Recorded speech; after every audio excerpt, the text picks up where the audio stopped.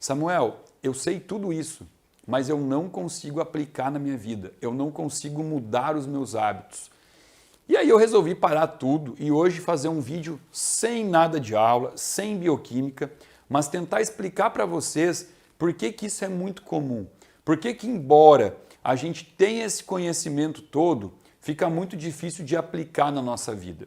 E isso tudo se resume a uma expressão muito usada hoje, que é o seguinte: agindo e pensando dentro da caixa, né? Essa caixa aqui, que está simbolizada aqui no quadro, é uma caixa que diz assim, ó, existe um modelo social que está aqui dentro e que a gente tem que seguir esse modelo social.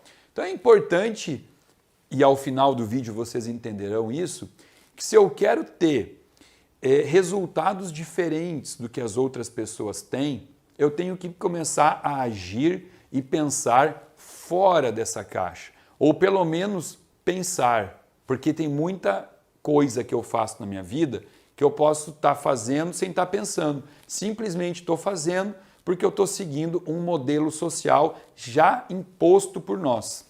E eu costumo provocar dentro do meu consultório os meus pacientes, né? Fazer eles entenderem que muitas das coisas que a gente faz e acredita que nós escolhemos fazer aquilo, na verdade é uma grande mentira. A gente faz aquilo porque já está enrustido, já tá dentro do nosso cérebro, que é aquilo que a gente tem que fazer, né? Por exemplo, vou dar alguns exemplos aqui.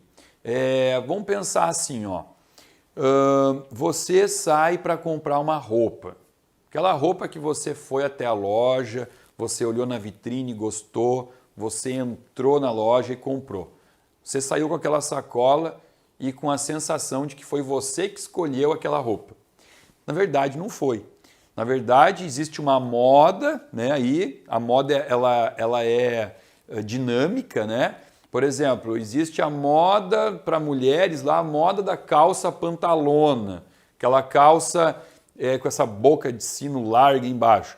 Se você usar uma calça dessas fora da moda, vai todo mundo olhar, né? Você até pode usar, você pode até lançar a moda, mas vai ser estranho. Aí veio a moda da calça pantalona, todas as vitrines vendendo aquela calça, as mulheres elas já viram alguma influencer, alguma blogueira usando aquilo, então elas já chegam, elas já olham para a vitrine, lembram que viram uma famosa usando, entrou, comprou. Ela acha que ela comprou porque ela quis, na verdade não, teve todo um movimento subliminar que fez com que comprasse aquilo, né? Então é quase como uma imposição que agora, se você quer estar bem, se você quer estar bem vestida, você vai usar aquela roupa. Isso também acontece com corte de cabelo, sazonalmente, né? Vai mudando, agora a moda é cabelo Chanel, agora a moda é cabelinho curto, cabelo comprido, cabelo pintado. E a gente vai seguindo um padrão de uma tendência social.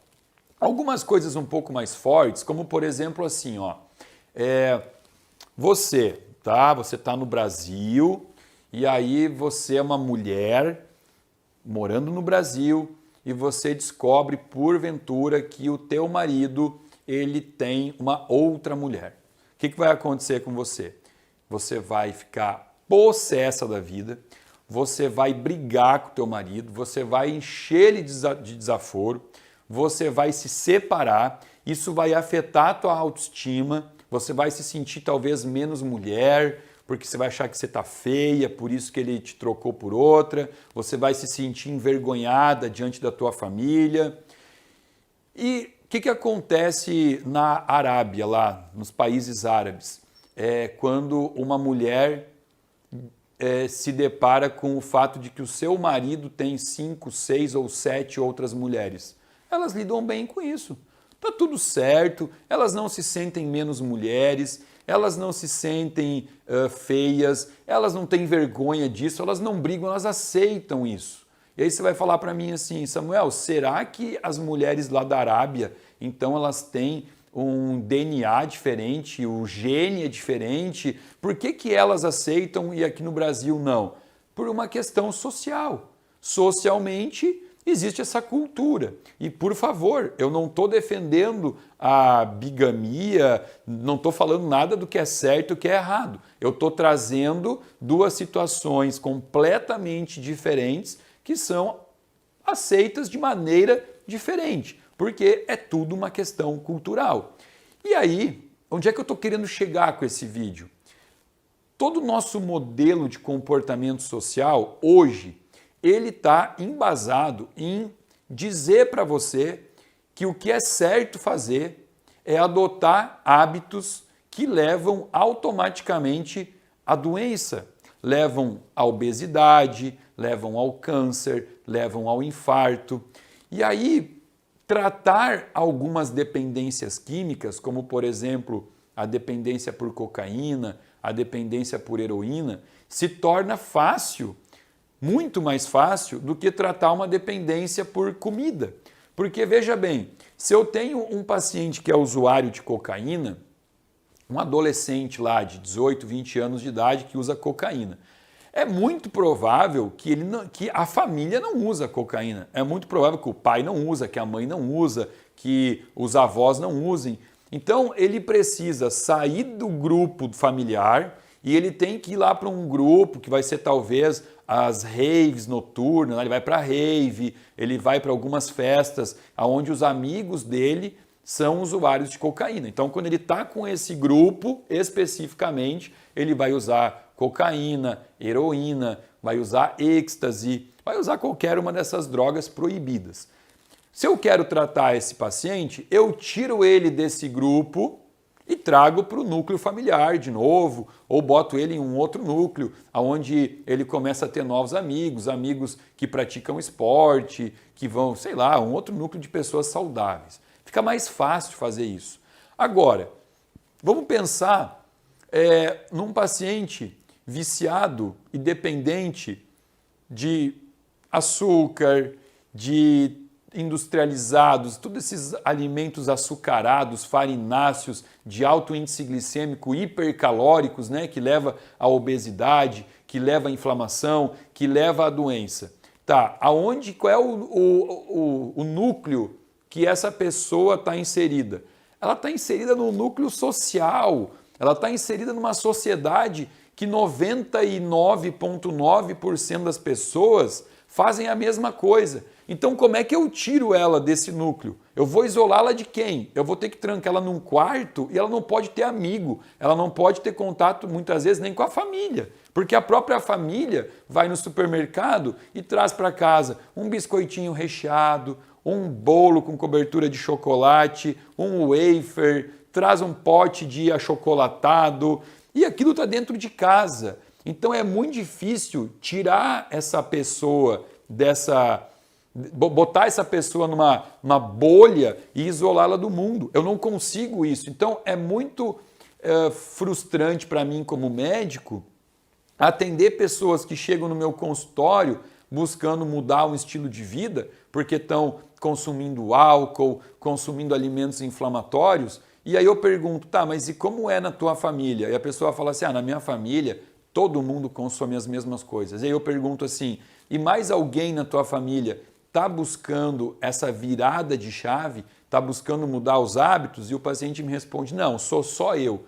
Nesse momento, eu já entro em desespero, porque eu sei que a probabilidade desse paciente conseguir mudar os seus hábitos é muito pequena, porque ele está inserido num grupo que vai, em algum momento, acabar interferindo, vai acabar fazendo com que o paciente se auto-boicote, né? O paciente ele vai falar assim, mas eu já estou há 30 dias fazendo essa mudança de alimentação, não estou consumindo nada.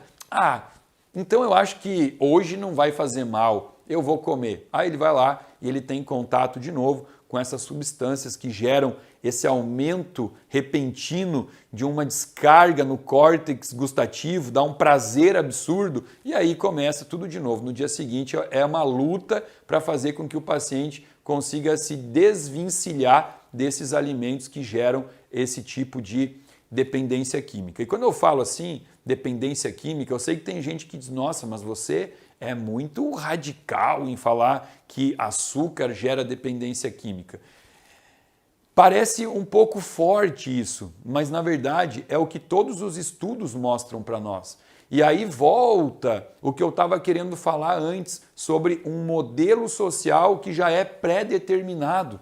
A própria sociedade, ela já separou. Ela disse assim, ó, essas drogas aqui, elas são ilícitas. E essas drogas aqui, elas são lícitas. Você pode consumir e está tranquilo, né? Então, cheirar cocaína é uma coisa que ninguém faria isso em público, né? Mas sentar numa mesa de bar e tomar 1, 2, 3, 4 garrafas de vinho, tá tudo certo, porque isso é visto como algo natural, algo normal, né? Inclusive, pessoas bem-sucedidas podem pagar por garrafas de vinho caras, então isso é uma maneira até de ostentar muitas vezes, né? Botar uma garrafa na mesa de um vinho de $1.000. Então isso é até bonito perante a sociedade, né? Ou, por exemplo, quando eu falo do açúcar, o açúcar, se eu for avaliar o que acontece com a fisiologia da pessoa que tem contato com açúcar, primeiro, não existe nenhum benefício, nenhum. Não tem nada aqui que você possa me falar, mas o açúcar é importante por tal ou tal coisa. Não, não existe nenhum benefício. Existe um espancamento do sistema imunológico, né? O açúcar diminui expressivamente o sistema imunológico, aumenta a chance de se tornar dependente por alimentos doces, açucarados, gera um processo inflamatório que culmina muitas vezes em acne, rinite, sinusite, candidíase, infecções urinárias, ou seja, não tem nada de bom e causa um processo inflamatório. Aí você olha numa Páscoa, por exemplo, o que os pais fazem? Eles compram uma cesta de chocolate e dão isso para um filho. Por quê? Porque socialmente falando, culturalmente falando, se eles não fizerem isso, eles são ruins, porque a criança tem que ser feliz e hoje o açúcar é visto como uma forma de dar amor, né? Por que isso? Porque isso vem lá do tempo da nossa avó, que esperava os netos e os filhos visitar no final de semana com uma torta que ela mesma fez com as mãos dela, né? Ela usou o tempo dela, botou amor naquele alimento, porque ela queria esperar com alguma coisa gostosa para comer, um pudim, um bolo, uma torta. Então, o açúcar é visto como algo que dá amor, é uma forma de dar amor, socialmente falando. Bioquimicamente falando, você deveria dar um soco em quem está te dando uma coisa dessas para comer. Você tinha que falar, pô, meu, qual é que é a tua? Sou teu amigo e você está aqui querendo me causar o mal. Mas a gente vai pensando dentro da caixa e vai aceitando todo esse tipo de modelo, de padrão imposto, né? Então, é muito mais difícil eu sair desse modelo quando eu não tenho esse modo de pensar, né? De analisar as coisas e falar assim, bom, tudo bem, é o que todo mundo está fazendo, tá? Parece que é o óbvio a fazer, mas será que é o certo? Será que isso é certo? Né? Por exemplo, uma mãe que leva uma filha de 12, 13 anos para um ginecologista e depois de fazer todo um exame, o ginecologista ele fala assim, olha mamãe, a tua filha ela tem saúde, os exames estão ótimos, mas mesmo ela estando bem, eu vou prescrever um remedinho para ela. Ué, vou dar um remedinho para uma pessoa que tem saúde? Porque me parece óbvio que o remédio ele não deve ser prescrito para alguém que não tem doença, né? Aí a mãe fala assim, doutor, mas por que você vai dar um remédio para a minha filha que tá saudável? Ah, porque é bom para regular ciclo menstrual, né? Aí a gente pensa assim, poxa, mas aí eu vou estar dando um remédio, né? No caso a pílula, para uma criança saudável, um remédio que aumenta a probabilidade de câncer de mama, de trombose, de varize, de tromboembolia pulmonar, diminui os níveis de testosterona, fazendo com que tenha mais facilidade de engordar, não consegue aumentar a massa muscular com facilidade, pode levar a um hipotireoidismo, infertilidade, osteopenia precoce. Tá, mas espera aí, por que eu estou fazendo isso? A gente está fazendo isso porque todo mundo faz. É muito comum todas as meninas na idade fértil tomam um remédio para não engravidar. Um remédio que pode trazer todos esses malefícios, mas a gente não pensa porque a gente está dentro dessa caixa. Então, hoje, o objetivo desse vídeo é convidar vocês a não mais aceitar um padrão sem pelo menos pensar antes. Será que isso está certo? Ou será que eu estou fazendo isso simplesmente porque todo mundo faz igual?